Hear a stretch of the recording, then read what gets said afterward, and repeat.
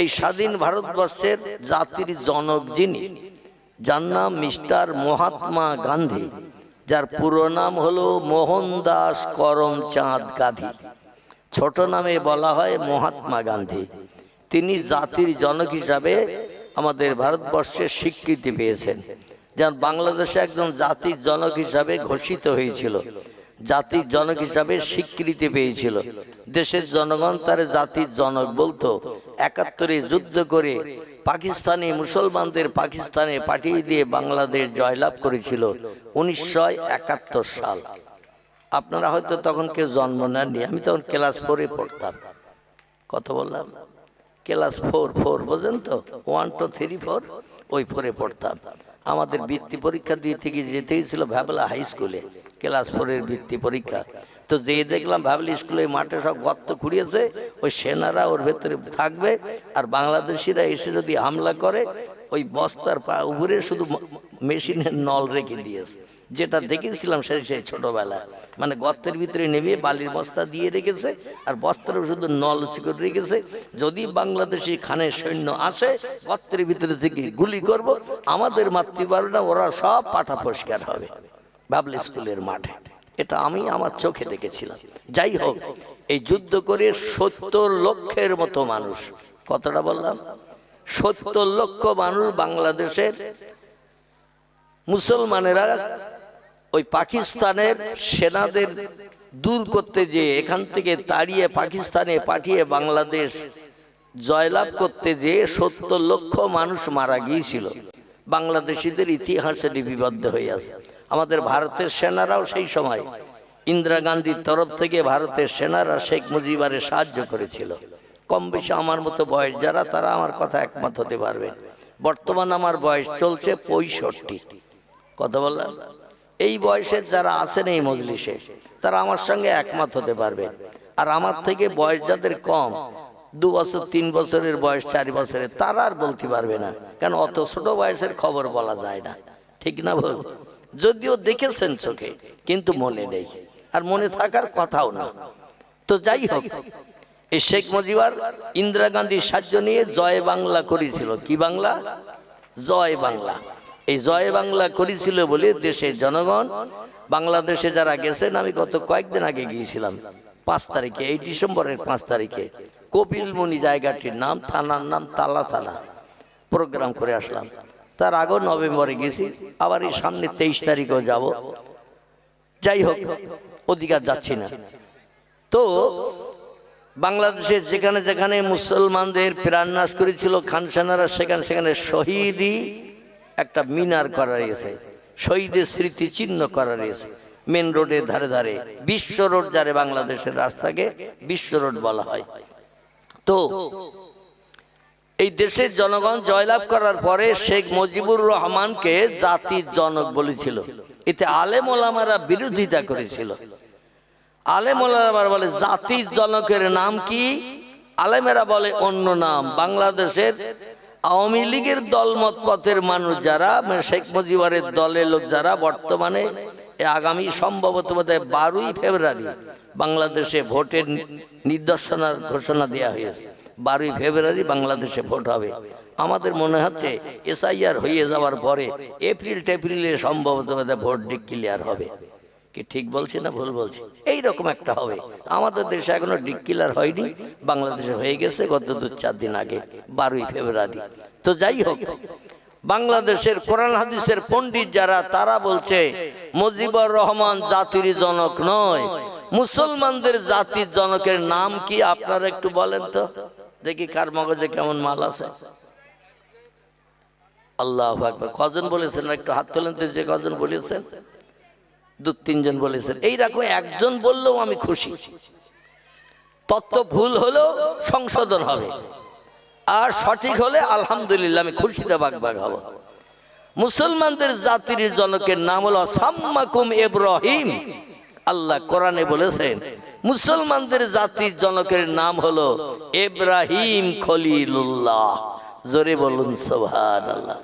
এটা আলেমেরা বলে, কারণ ওরা কোরআন হাদিস নিয়ে চলে। আলেমেরা বলছে জাতির জনকের নাম হলো ইব্রাহিম খলিলুল্লাহ। আমরা বর্তমানে যে মাথায় টুপি দেই ইব্রাহিম নবীর সুন্নত, এই যে মুখে দাড়ি রাখি লম্বা দাড়ি, এটা ইব্রাহিম নবীর সুন্নত। হাঁটুর নিচে যে লম্বা জামা গায়ে দেই ইব্রাহিম নবীর সুন্নত। আমরা জিল হজ মাসে যে কোরবানি করি ইব্রাহিম নবীর সুন্নত। আমরা যে খাতনা করি, খাতনা মুসলমানই দেই, বাচ্চাদের দেই না 5-7 বছর বয়সে, এই যে খাতনা দেই মুসলমানই করি, এটা হলো ইব্রাহিম নবীর সুন্নত। ইব্রাহিম নবীর সুন্নত আমাদের পয়গম্বর মেনে নিয়েছে, আর আমরা সেই সুন্নত মেনে এখনো চলি। জোরে বলুন সুবহানাল্লাহ। কিন্তু আলেম ওলামারা বলছেন বাংলাদেশের জাতির জনক শেখ মুজিবুর রহমান নয়, আমাদের দেশের জাতির মুসলমানদের জাতির জনকের নাম ইব্রাহিম খলিলুল্লাহ আলাইহিস সালাতু সালাম। যাই হোক, আমাদের ভারতের বিপ্লবী নেতা ইংরেজদের বিতাড়িত করার জন্য বাংলাদেশিরা পাকিস্তানি উর্দু ভাষী মুসলমানদের বিতাড়িত করে দেশে বাংলা ভাষা চালু করার জন্য পাকিস্তানিরা যখন বাংলাদেশে নেতৃত্ব করত, তখন ওরা উর্দু ভাষায় কথা বলতো, বাংলা ভাষায় কথা বলতো না, আর বলতে দিত না। তো এই বাংলা ভাষা বাংলাদেশে প্রচলিত করার জন্য পাকিস্তানদের সঙ্গে লড়াই করলো ইন্দিরা গান্ধীর সাহায্য নিয়ে। মুক্তি ফৌজ আমাদের দেশের সেনাদের বলা হতো। এই মুক্তি ফৌজ নিয়ে লড়াই করে পাকিস্তানিদের ওদের দেশে পাঠিয়ে দিয়ে দেশ স্বাধীন করে বাংলা ভাষা প্রচলন করেছে। উর্দু ভাষায় আর এখন বাংলাদেশে কথা বলতে হয় না। আমাদের দেশে বিদেশি যারা হলো খ্রিস্টান, কি নাম বললাম, তারা ছিল মুসলমান উর্দু ভাষী, তাদেরই পার করে দিয়ে দেশ স্বাধীন করেছে। ওরা বাঙালি, বাংলা ভাষায় কথা বলে। আমাদের দেশের মানুষ এই দেশে রাজত্ব করতে এসেছিল 1757 সাল। কত বললাম? 1757 সাল। পলাশির যুদ্ধে ইংরেজরা যুদ্ধ করে জয়ী হয়েছিল নবাব সিরাজউদ্দৌলার বিরুদ্ধে। নবাব সিরাজউদ্দৌলার নেতা মন্ত্রী যারা ছিল, রায়দুল্লভ, ইয়ার লতিফ, এমন করে মোহনদাস থেকে শুরু করে মীর জাফর থেকে শুরু করে আর যারা ছিল, তারা সব ইংরেজদের সঙ্গে যোগসাজশ করলো। নবাব সিরাজউদ্দৌলার সঙ্গে বলল, আপনার হুকুম আমরা মান্যতা দেব, আপনার কথার বিরোধিতা করব না। সামনে স্বীকৃতি দিত, পিছনে ইংরেজদের সঙ্গে যোগসাজশ করলো। আর ইংরেজরা হলো বুদ্ধিমান, শুধু 1757 বুদ্ধিমান ছিল না, এখনো তাম বিশ্বে সব থেকে উচ্চ শিক্ষিত যারা, তারা হলো খ্রিস্টান। কি নাম বললাম? এই পৃথিবীতে এখনো এই 21 শতাব্দীর যুগে সব থেকে উচ্চ শিক্ষিত যারা, তারা হলো, কি হলো, এই বাবা তোরা ওই পাশে যা, আর না চুপ করে বস, তোরা কথা বলিস না। এই পাশে খালি জায়গা আছে, ওই পাশে বস, আর যেখানে বসবি বস, তবে দুজন কথা বলবি না, জানো, চুপ করে বসবি। এখনো পর্যন্ত 21 শতাব্দীর যুগে তাম বিশ্বকে মুঠার ভিতরে পুরে নিয়ে নেতৃত্ব দিচ্ছে। সব দেশের রাষ্ট্রনেতা পর্যন্ত তাদের করায়ত্ত হয়ে রয়েছে, যা বলে সব শুনতে চায় বাধ্য হয়ে। কারণ অগ্নিঅস্ত্র, মারণাস্ত্র, নামি দামি যন্ত্রপাতি, মেশিন সব আমেরিকার বন্ধুদের হাতে। ওরা যদি কোনো দেশের সঙ্গে শত্রুতা করে, কিন্তু তাদের মরণ ছাড়ার উপায় থাকবে না।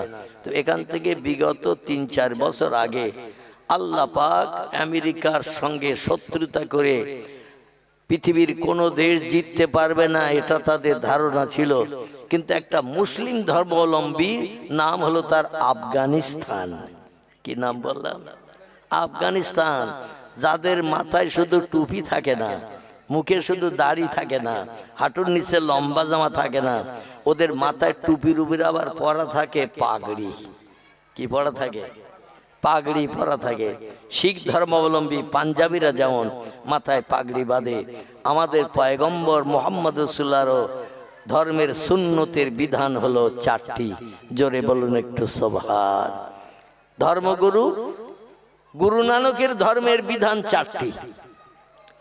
একটি হলো মাথায় চুলের লম্বা বেনি রাখা। আজকেরও আমার পাশে সিটে এয়ার ইন্ডিয়া ফ্লাইটে যখন আসছি, আমার পাশে সিটে একজন শিখ বসা, সমস্ত মাথার চুল এতটুকু করে কাটা, আর পিছন দিকে একটা বিবনি গেতে গিরো দেয়া। মনে মনে ধারণা করলাম, গিরো যদি খোলে ওই বেশ আঙুলের মতো মোটা এতটা চুল, ও গিরো দেয়া রয়েছে। এই গিরো যদি খোলো অন্তত এতটা লম্বা হবে। টোটাল মাথার চুল এই এক গেরোর মতো, আমার আঙুলের এক গেরো, আর বাকি সব একই রকম মেকার। আরে পিছনের টিক্কির দিকে একটা আঙুল, আমার আঙুলটা যেমন সরু এইরকম, এর থেকেও সরু ছাড়া মোটা হবে না। একটা চুলের বেনি গিরো দেয়া রয়েছে শর্ট করে।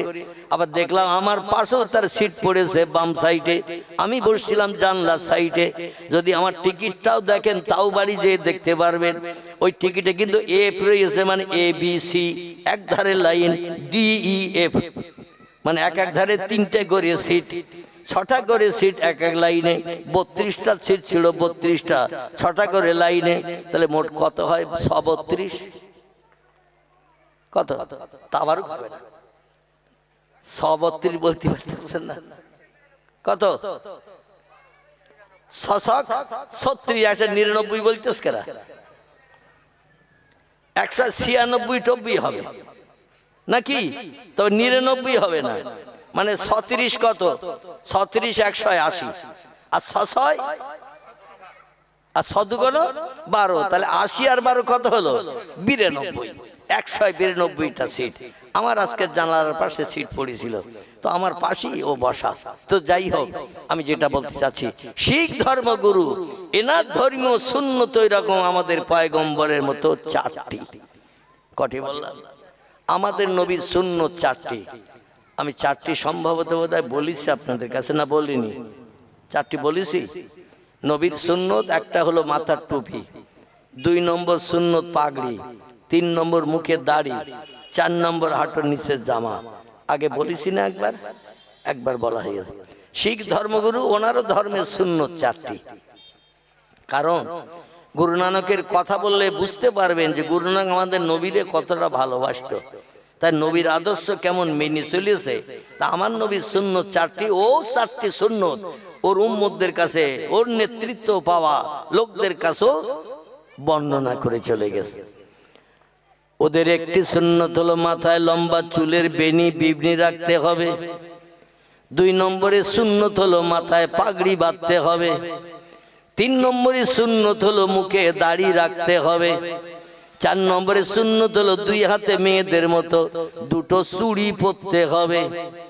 ইংরেজিতে যারে বালা বলা হয়, বালা, একটু মোটা চুড়ি, কাঁচের নয়, স্টিলের কিংবা তামার। ওরা একটা কে হ্যাঁ করতেছে, ওই মোটা চুড়ি, তামার চুড়ি ওরা পরিধান করে। তাহলে কটা সুন্নত হলো? গুরু নানকের সুন্নত কটা হলো? 4টে।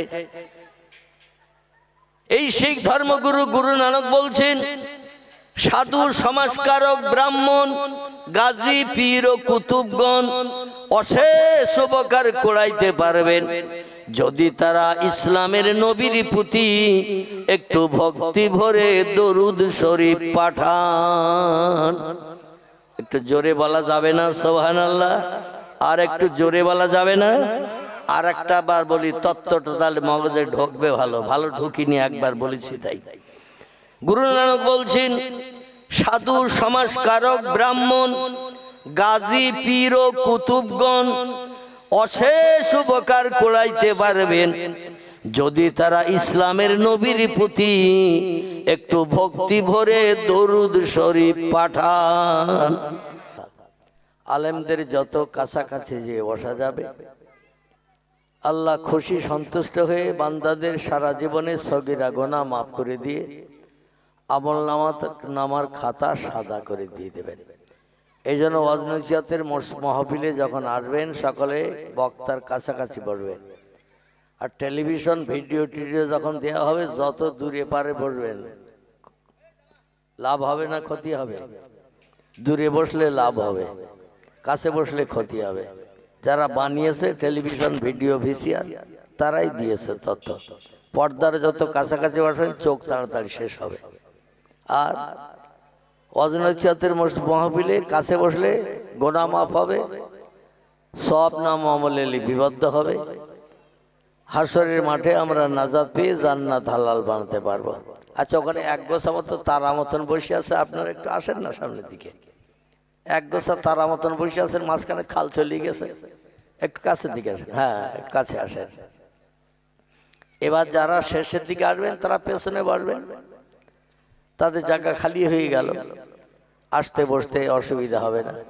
মৌলবী দেখলে এত ভয় খেয়ে গেল, এত ভয়টা লাগে কেন? আল্লাহ কোথায় শব্দ হয়? বক্সের শব্দ হলে জোর কম করে দিতে হবে, জোর কম করে দাও, কানে আওয়াজ যাতে জোরে না লাগে, একটু কম করে দাও আওয়াজ। আলহামদুলিল্লাহ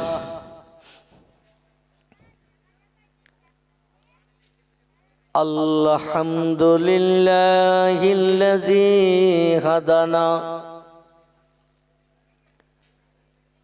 লিহাযা ওয়া মা কুন্না লাউলা আন হাদানাল্লাহ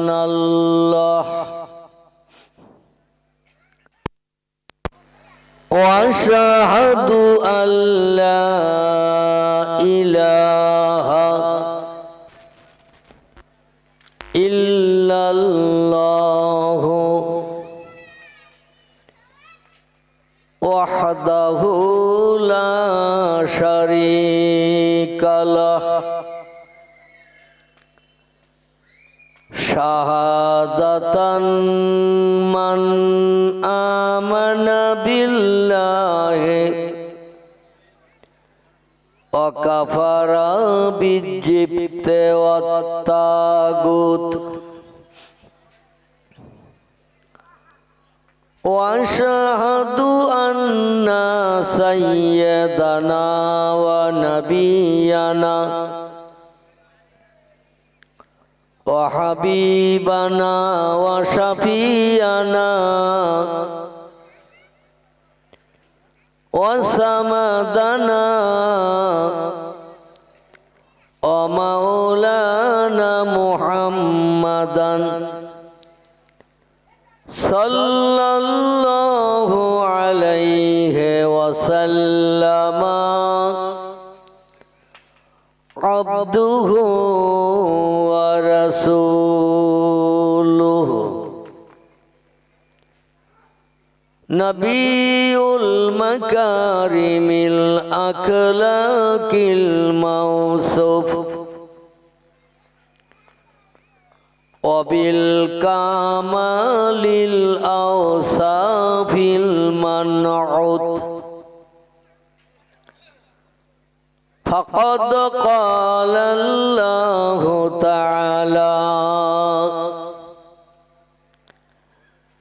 ফি কালামিহিল মাজিদ ওয়া ফিল ফুরকানিহিল হামিদ আউযু বিল্লাহি মিনাশ শাইতানির রাজিম বিসমিল্লাহির রাহমানির রাহিম লাকাদ কানা লাকুম ফি রাসূলিল্লাহি উসওয়াতুন হাসানাহ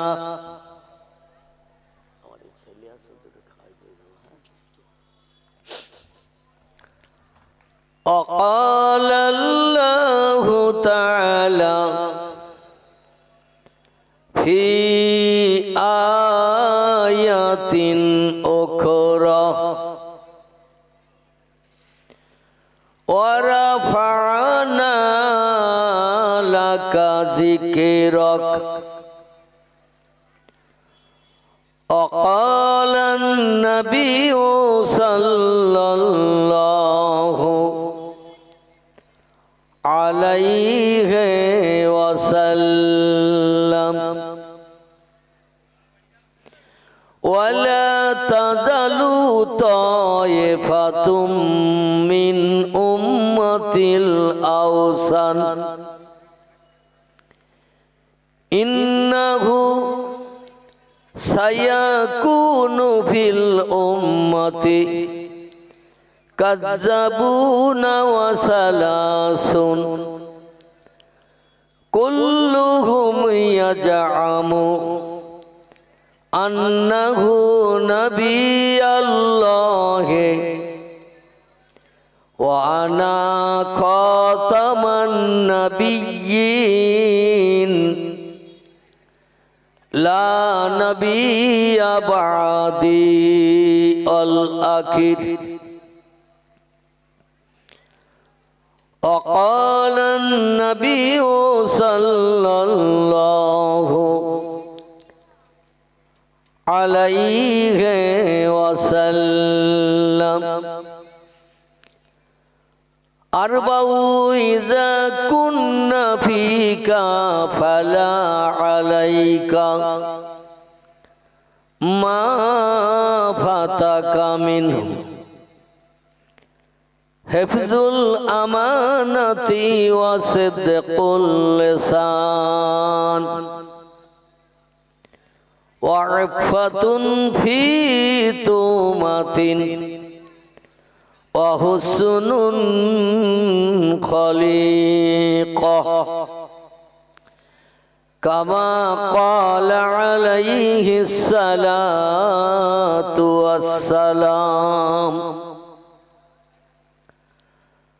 وقال الله تعالى في شان حبيبه إن الله وملائكته يصلون على النبي يا أيها الذين آمنوا صلوا عليه وسلموا تسليما اللهم صل على سيدنا مولانا محمد وعلى آل سيدنا গাজীতলা কমিটির বলবো এক কাপ করে চা খাওয়াই নিতে আপনাদের এই বলবো কারণ আপনারা এই চুপ কর বাপ আপনারা এতটা মানুষ দরুদ শরীফ পড়ছেন তো আমার মনে হচ্ছে যেন অত 6 মাস আপনারা ভাত খান না আজকে আমারও দুপুরবেলা খাওয়া হয়নি আমি রাত 3:30 বেরিয়েছি আসামের ধুবড়ি থেকে এয়ারপোর্টে এসেছি 11:15টার দিকে সেই রাত 3:30 থেকে এয়ারপোর্টে এসেছি 11:15টায় এয়ারপোর্টে এসে ওখানে টিকিট কনফার্ম করে বসে রয়েছি বসে থেকে 3:10 সম্ভবত আমার ফ্লাইট ছেড়েছে কলকাতায় এসে নেমেছি তখন 4:15 আমার গাড়ি যেতে আবার আধা ঘন্টা লেট করে ফেলেছে তো 4:45টার দিকে গাড়ি চেপেছি রাস্তায় মগরেও হয়েছে আবার বাড়ি আসতে আসতে 6:30 বেজে গেছে সারাদিন খাওয়া আমার হয়নি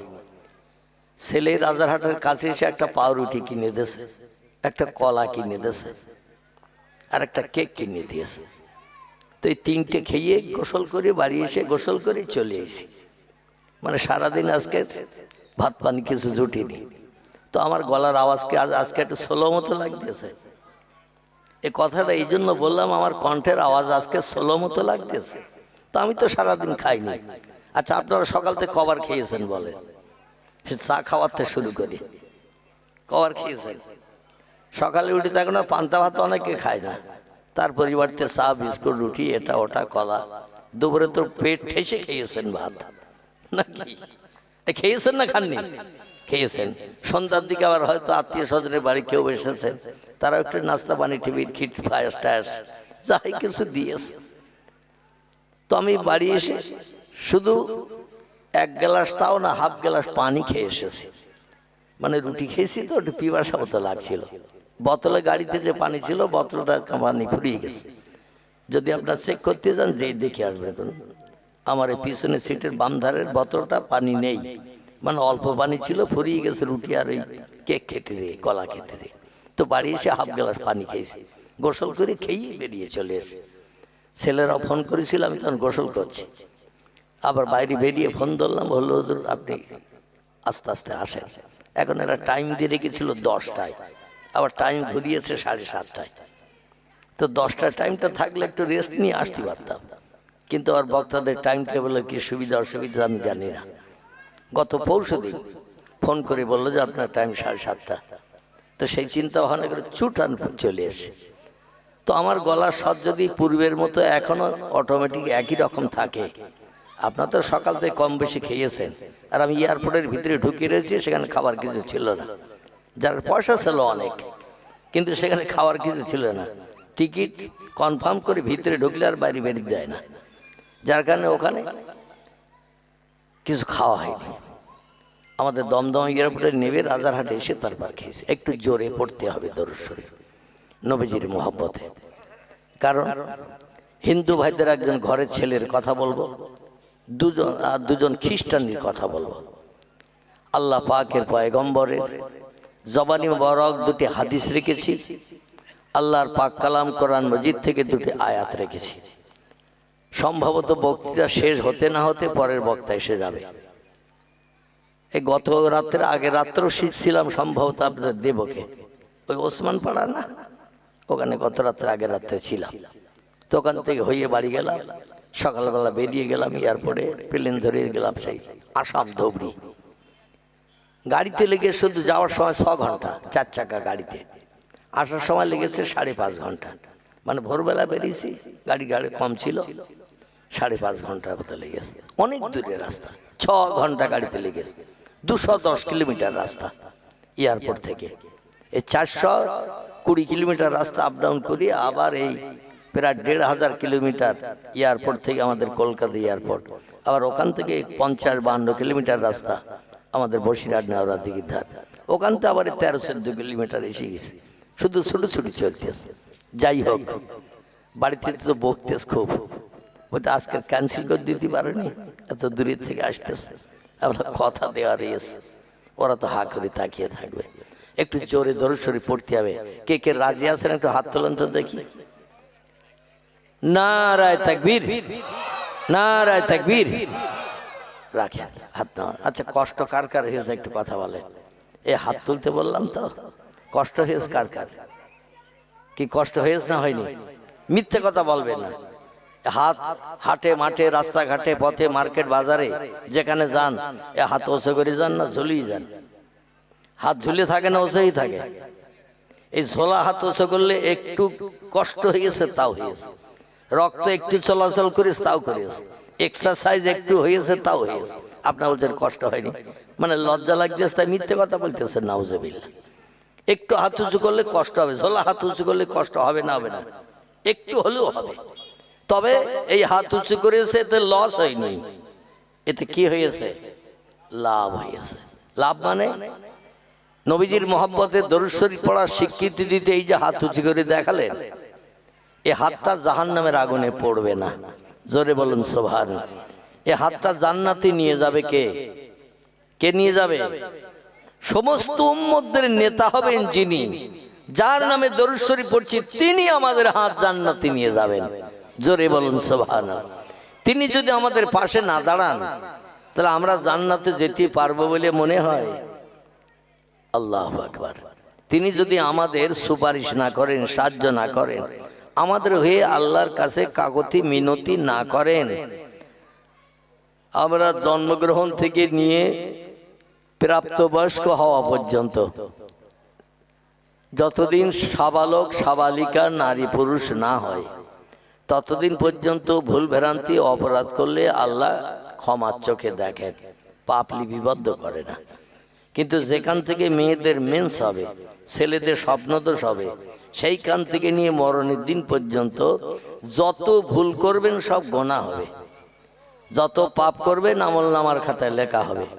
আর আল্লাহ বলছেন ফামাইয়া আমাল মিসকালা যাররাতিন খায়রান ইয়ারা, শস্য দানা পরিমাণ যদি ভালো কাজ করো, ফামাইয়া আমাল মিসকালা যাররাতিন খায়রান ইয়ারা, শস্য দানা পরিমাণ সৎ কাজ ভালো কাজ যদি করো তাহলে তার প্রতিদান আমি তোমাদের হাসরে দেব। জোরে বলি একটু সুবহান।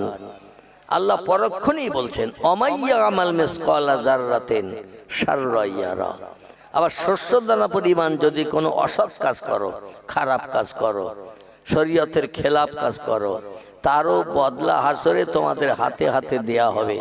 কারণ আমি কাজুল কুজ্জাত আহকামুল হাকিমিন, আমি তোমাদের পৃথিবীতে পাঠিয়েছি ভালো কাজ করার জন্য, মন্দ কাজ থেকে বিরত থাকার জন্য।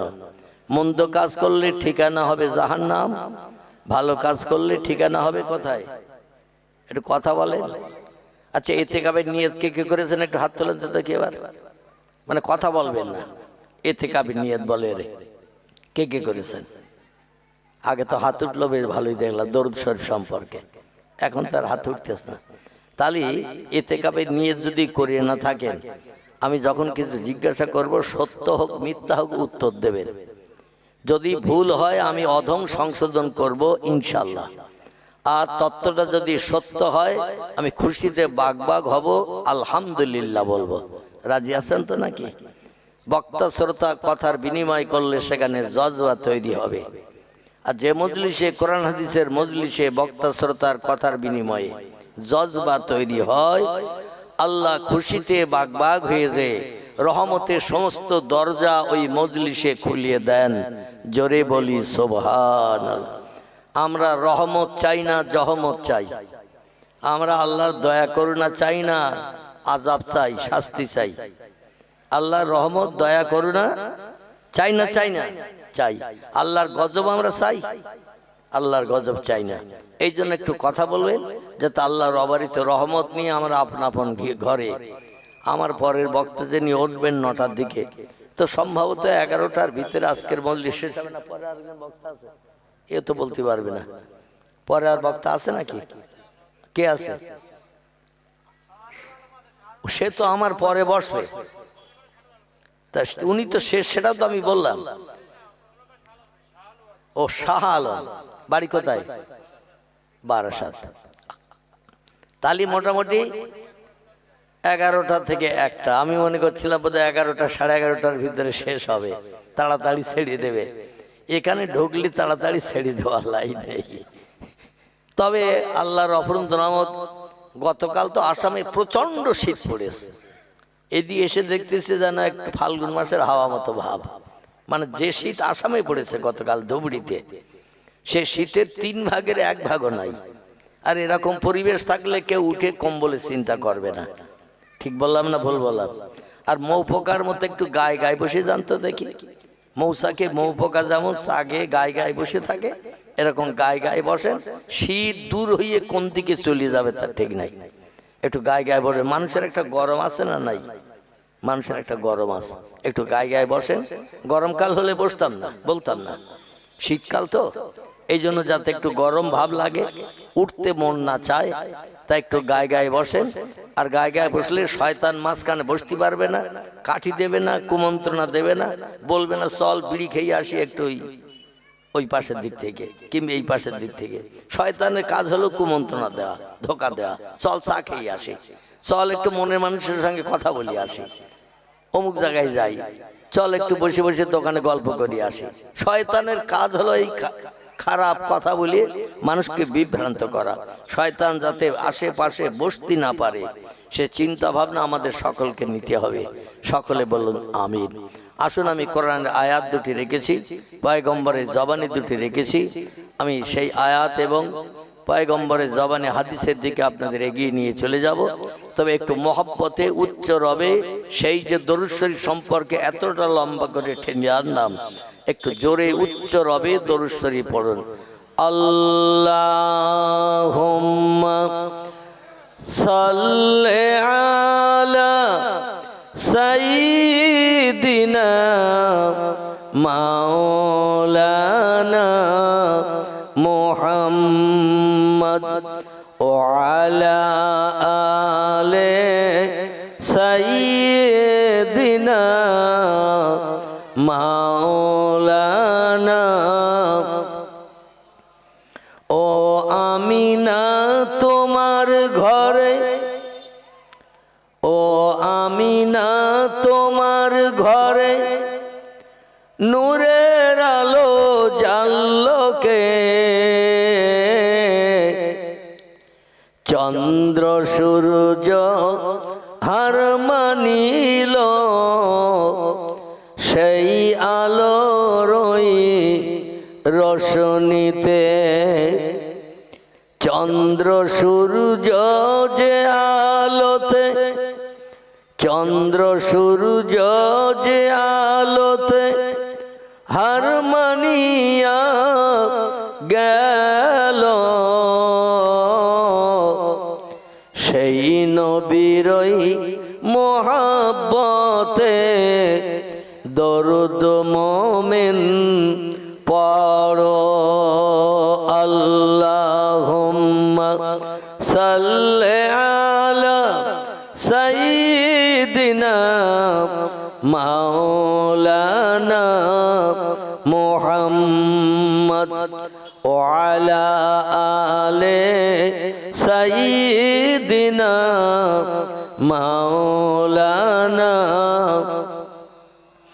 তারকারাজি পড়ল খসে, তারকারাজি পড়ল খসে যে নূরের ওই ঝলকে, গণকেরা বাহির হলেন সেই আলোর ওই তল্লাশে। গণকেরা যে নবীকে, গণকেরা যে নবীকে খোঁজ করিতে এলো,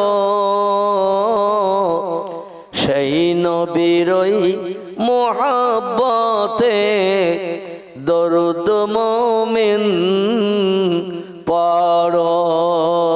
আল্লাহুম্মা সাল্লি আলা মাওলানা মুহাম্মদ ওয়া আলা আলি সাইয়্যিদিনা মাওলানা। নবীজির মহব্বতে দরুদ শরীফ পড়লে কি কি লাভ হবে, আমি গোটা কয়েক লাভের তথ্য দিয়ে বক্তৃতার দিকে আপনাদের এগিয়ে নিয়ে যাব। দরুদ শরীফের মহব্বত এই মিলাদ মাহফিলে শুধু নয়, ঘরে বাইরে, হাটে মাঠে, রাস্তাঘাটে, পথে, জামার বাড়ি, শ্বশুর বাড়ি, যেখানেই যাবেন, যেখানেই থাকবেন, মুখে মুখে একটু দরুদ শরীফ পড়তে কি পয়সা লাগবে? লাগবে? পয়সা লাগবে না। গান টান না গিয়ে এপারে আমি ওপারে তুমি, মাঝখানে নদীই বইয়ে চলে যায়, এইরকম গান টান না বলিয়ে বিশ্বনবীর মহব্বতে একটু দরুদ শরীফ পড়বেন, লাভ হবে। কি লাভ হবে? এক এক করে গোটা কয়েক লাভের কথা বলি আপনি নিয়ে যাব আপনাদের বক্তৃতার মূল উৎসের দিকে। তো একটাবার একটু কলেমা শরীফের জিকির করে নেন। লা ইলাহা ইল্লাল্লাহ, লা ইলাহা, আরো জোরে, লা ইলাহা ইল্লাল্লাহ, লা ইলাহা, লা ইলাহা ইল্লাল্লাহ মুহাম্মাদুর রাসূলুল্লাহ। কলেমা সঙ্গের সাথী, কলেমা সঙ্গের সাথী, কলেমা হবে গোরের বাতি, তাই পড়ো কলেমা দিবারাতি, কলেমা ছাড়া নাই গতি।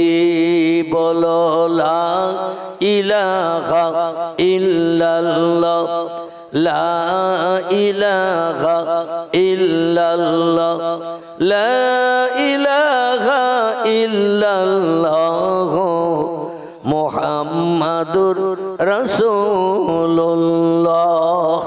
সকলে প্রাণ খুলে উচ্চ রবে গলা ছেড়ে বলুন সাল্লাল্লাহু আলাইহি ওয়াসাল্লাম। নবীজির নাম যখন শুনবেন শেষে একটু এই দরুদটা পাঠ করবেন। যারা নবীজির নাম শোনার পরে মুহাম্মাদুর রাসূলুল্লাহ এই নাম যারা শুনবেন শেষে একটু পড়বেন সাল্লাল্লাহু আলাইহি ওয়াসাল্লাম, সাল্লাল্লাহু আলাইহি ওয়াসাল্লাম। আল্লাহ আপনার নবীর উপরে রহমত, বরকত, দয়া, করুণা বর্ষণ করুন। এই সাল্লাল্লাহু আলাইহি ওয়াসাল্লামের বাংলা অর্থ বোঝা গেল? তা নবীর উপরে যদি আপনি রহমত, দয়া, করুণা, বরকত বর্ষণের কথা আল্লাহরে বলেন, তা নবী আপনারে ভুলে কি জান্নাতে যাবে বলে মনে হয়? যাবে? কারণ নবীর মতো মায়া, নবীর মতো দয়া, নবীর মতো মহব্বত কোন নবীর তার উম্মতদের ভিতরে ছিল না, উম্মতদের উপরে ছিল না। আমাদের নবীর দয়া, মায়া, মহব্বত, ভালোবাসা, প্রেম, ভক্তি সব নবীর উম্মতের থেকে আমাদের উপরে পয়গম্বরের মহব্বত, প্রেম, ভালোবাসা, দয়া, মায়া বেশি না কম? একটু জোরে বলেন। বেশি। কেমন বেশি? নবী হলেন পৃথিবীতে বিশ্ব সুন্দর। তফসিরে রুহুল বায়ান, তফসিরে মাওজিহুল কোরআন, তফসিরে বায়ানুল কোরআন, তফসিরে বাইজাবি, তফসিরে কাশাফ, তফসিরে ইবনে কাসির, তফসিরে জিলাল কোরআন, এমন করে তফসিরে মারিফুল কোরআন, বিখ্যাত বিখ্যাত তফসিরের কিতাবে লেখকেরা লিখেছেন পয়গম্বর মুহাম্মদ রাসূলুল্লাহর মহব্বতে দরুদ শরীফ পাঠ করলে নবীজি ওই উম্মত তারে ভুলবেন না, তার ভুলে জান্নাতে ঢুকবেন না। জোরে বলুন সুবহানাল্লাহ। তাহলে আমাদের পয়গম্বর ভালো না খারাপ? আমাদের পয়গম্বর ভালো। কেমন ভালো?